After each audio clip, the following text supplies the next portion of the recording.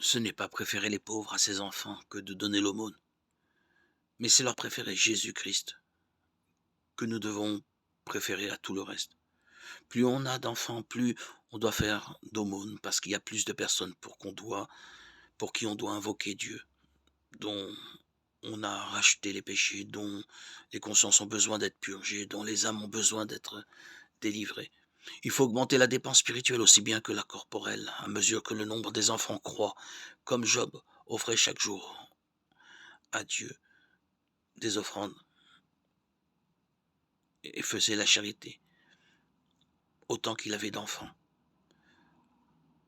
Laissons à nos enfants la belle leçon de Tobie.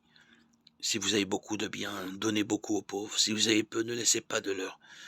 Ne vous laissez pas de leur en faire part, de votre aide, de votre soutien. Apprenez-leur par votre exemple, et vous les rendrez tous riches. Vous devez compter Jésus-Christ au nombre de vos enfants et lui faire sa part.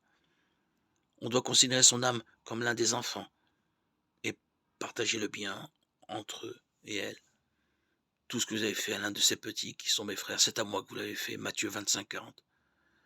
Combien de fois avons-nous oublié ce verset, cette certitude de foi que le pauvre est Jésus, et aussi que c'est Jésus en nous qui donne à Jésus dans le pauvre.